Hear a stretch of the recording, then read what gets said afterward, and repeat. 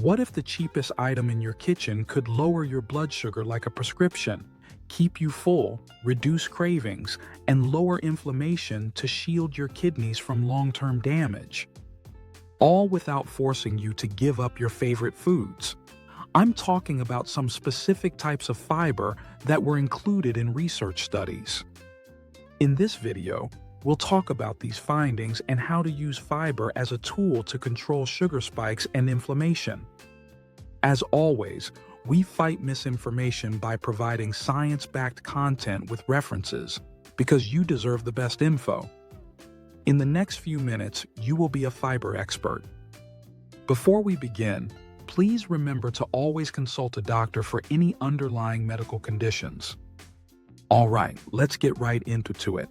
In a controlled study, people with type 2 diabetes received slightly more than 10 grams of psyllium per day. This was just a spoonful of flavorless powder mixed with water before meals. 8 weeks later, their HbA1c level was down by a full percentage point. That is usually what happens when you start a new medication. The people experienced a drop in blood sugar levels while fasting. They were almost half as insulin resistant. Nothing else was different. There are no 30-day boot camps or complicated meal plans. A spoonful of fiber acts as a shock absorber on a roller coaster, smoothing out those awful energy spikes that leave you sleepy, cranky, and hungry an hour later. And the best part is, this helpful fiber can also be delicious. One good example is bread.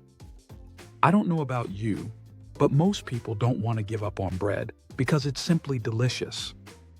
In another research study, participants swapped out their usual white loaves for bread made with beta-glucan fiber from oats and barley. They ate more, not less. They did not lose any weight. 6 months later, their HbA1c level had decreased by about 0.5%. Despite having the same number of slices, the blood sugar curves were very different. Even if the food on your plate appears to be the same, it can have vastly different physiological effects. That's not a hype. It's just how the body operates. We frequently associate food with math, which could explain why your numbers might not change even when we think we're doing everything correctly by eating smaller portions and fewer treats. Calories come in and out, but your body isn't a calculator. It's a collection of chemicals. Fiber doesn't simply add bulk, it alters the way things occur after you eat. Yes, it slows sugar absorption in your blood, but it also alters how your gut communicates with your brain and pancreas. Fiber switches your hormones from "I want something sweet now" to "I'm happy, we're good." It also feeds the good bacteria in your gut, which then produce things that act as diabetes medications in your body. Here's another interesting finding.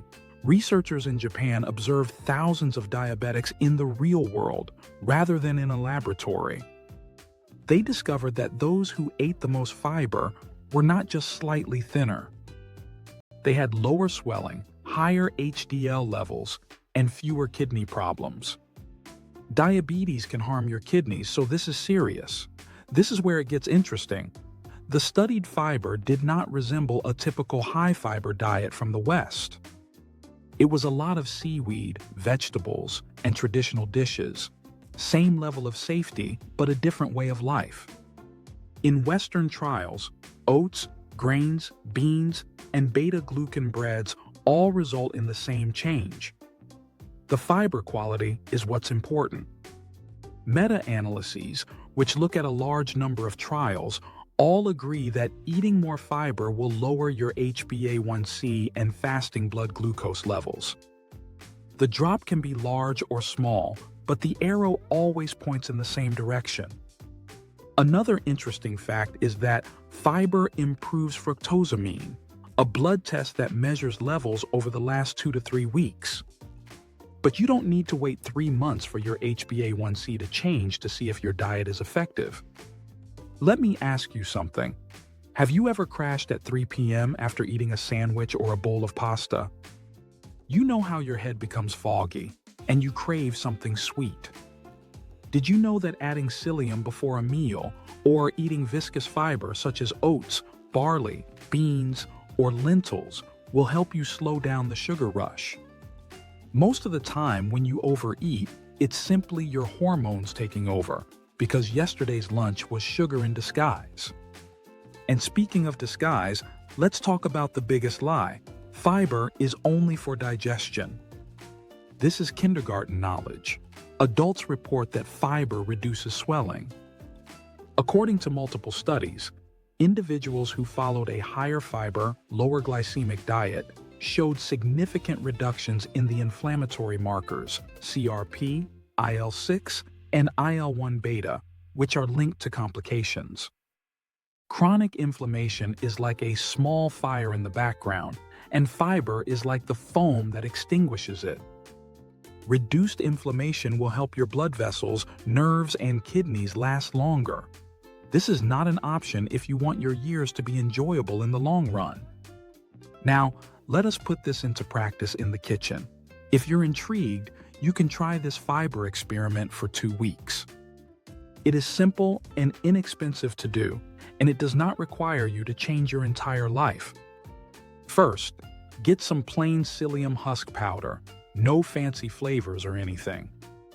For 3 days, take half a teaspoon with a large glass of water 10 to 15 minutes before your 2 main meals. If your stomach feels fine, you can increase the amount to a teaspoon. Next, drink another glass of water. Remember that hydration is important when experimenting with fiber. Step 2.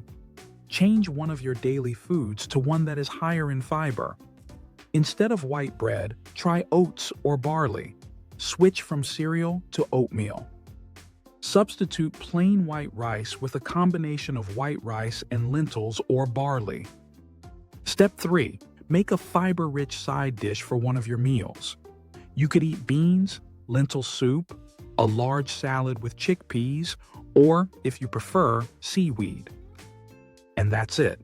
Small changes at a time, observe, then adapt as needed. So, how do you know if it's working? If you have a glucose meter or a continuous glucose monitor, check your 1-hour and 2-hour numbers after eating a familiar meal, both with and without the fiber add-ons. The curve should not be very steep. If you don't check your blood sugar, keep track of how hungry and tired you are between lunch and dinner. Monitor your appetite at night. If you want laboratory proof, tell your doctor that you need fructosamine in 4 weeks. 8 weeks after utilizing fiber correctly, your HbA1c levels should start to change. You might think, but fiber fills me up. And ironically, to counteract this, you need to drink more water. Also, keep in mind that when you consume more fiber, the microbes in your gut change what they do. They require a week or 2 to adapt. Begin with a small amount and gradually increase your fiber intake. And always remember to check in with a doctor who knows you personally. Psyllium works best when consumed with plenty of water. Another option is oatmeal and berries. They contain pectin and thick fiber, whereas white bread is simply starch that has been processed faster. The key takeaway is that fiber allows you to preserve most of what you enjoy while altering how your body processes it. You can still eat bread, but it will be a different variety. Before eating your rice, mix in some lentils or psyllium. You can still eat pasta, but have some beans or a salad on the same day. Fiber flattens sugar spikes, reduces visible abdominal fat, lowers signs of inflammation, and protects your kidneys, which you may not think about very often until a lab test forces you to. Fiber molecules are key players in regulating signals to your brain, muscles, and gut lining.